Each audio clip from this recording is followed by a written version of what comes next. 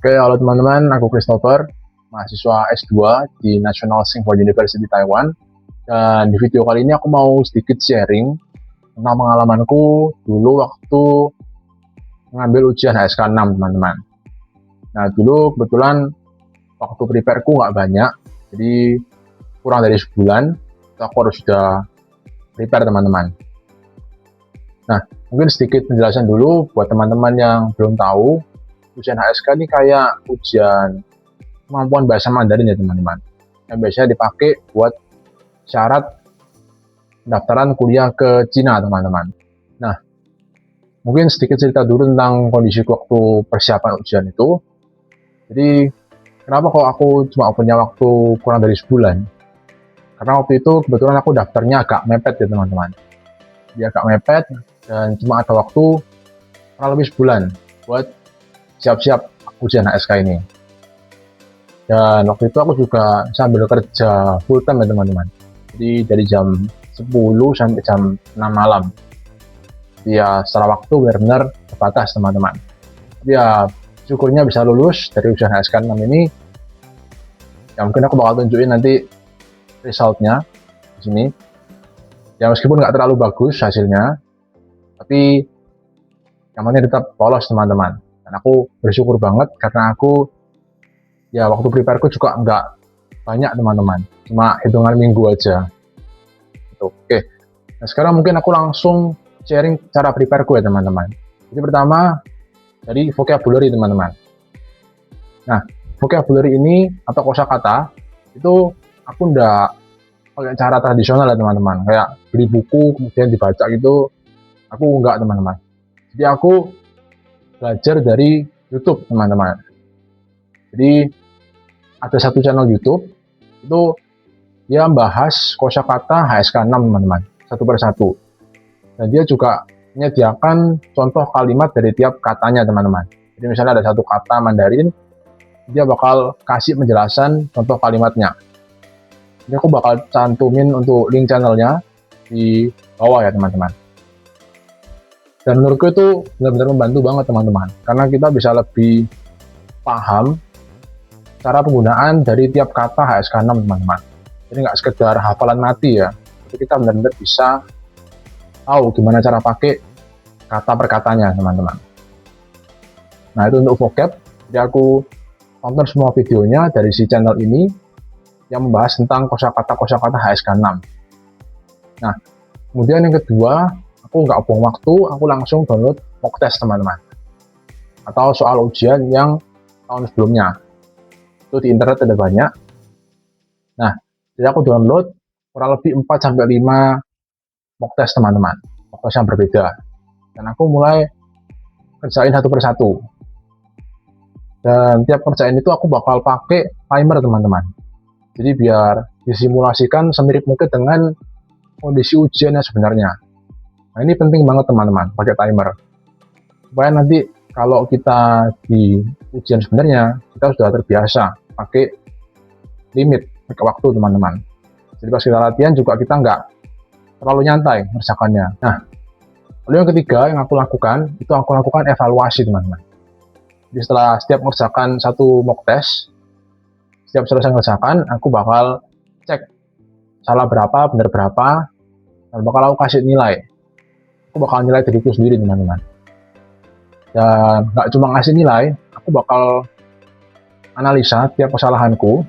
Jadi misalnya di bagian listening nomor 1 misalnya, itu ada salah, aku bakal putar ulang audionya sampai benar-benar jelas. Nah aku tahu ini kok bisa salah dan yang benar itu harusnya apa. Gitu. Jadi sekalian bisa belajar dari kesalahan teman-teman. Nah, lalu yang kedua aku juga evaluasi bagian reading ya teman-teman. Bagian reading ini kalau di HSK 6 itu rata-rata panjang-panjang teman-teman. Jadi bagian bacaannya itu benar-benar panjang dan topiknya juga agak berat ya teman-teman, kayak sejarah-sejarah gitu. Nah itu yang aku lakukan buat evaluasi, itu aku bakal baca ulang bacaannya, tapi fokusnya bukan buat ngerti satu persatu ya teman-teman, bukan buat ngerti kata per katanya, tapi lebih ke nangkap artinya teman-teman secara garis besar. Jadi aku bakal coba baca ulang dan aku bakal cari tahu kok bisa salah dan yang benar itu apa gitu. Dan yang berikutnya itu bagian writing teman-teman. Nah, writing ini kalau terbis agak repot ya teman-teman, karena kalian benar-benar harus hafal cara tulis tiap karakternya. Karena nanti untuk SK6 writingnya bakal disuruh kalian tulis ulang. Jadi nanti kalian di awal tuh akan dikasih sebuah cerita ya teman-teman. Jadi ada kertas isinya cerita, mungkin dikasih waktu sekitar 10 menit. Dalam 10 menit ini teman-teman harus baca dan pahami inti ceritanya apa. Setelah 10 menit kertasnya diambil, teman-teman diminta untuk nulis ulang ceritanya dalam minimal berapa ratus kata, aku kurang ingat. Tapi kalian harus simpulkan lalu kalian tulis ulang dengan bahasa kalian sendiri. Nah, kalau yang pakai komputer base mungkin lebih aman ya teman-teman, karena kalian nggak perlu takut buat lupa cara nulis kosakata Mandarinnya. Tapi kalau yang paper base, nah itu benar-benar harus ekstra hati-hati teman-teman. Gitu. Nah, untuk cara aku evaluasi writing itu aku bakal pakai AI teman-teman. Jadi aku bakal foto. Jadi waktu writing itu aku kerjakan di kertas teman-teman. Jadi aku tulis di kertas, lalu aku foto dan aku upload ke ChatGPT teman-teman. Aku bakal minta dia buat menilai writingku ini dapat nilai berapa menurut dia. Dan kalau misalnya nilainya agak di bawah ekspektasi, aku bakal minta dia buat perbaiki teman-teman. Jadi aku bakal minta dia buat tulis ulang yang lebih bagus, tapi dengan topik yang sama teman-teman. Gitu.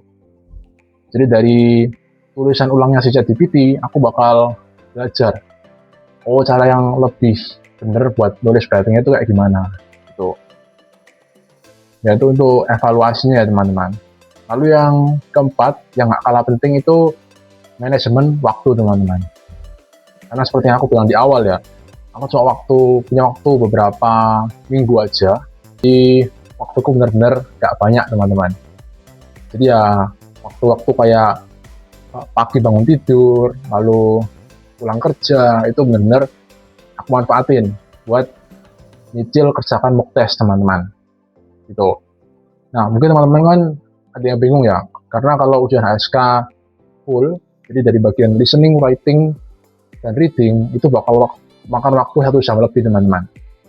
Tapi yang aku lakukan waktu itu, karena waktuku agak mepet ya, itu pagi aku kerja misalnya listening dulu teman-teman. Lalu jam 12 waktu istirahat di kantor, aku bakal kerjain yang bagian berikutnya, itu bagian reading misalnya. Lalu di rumah, aku pulang kerja, aku bakal kerjain yang bagian writing teman-teman. Itu. Jadi aku bakal cicil tiap bagiannya.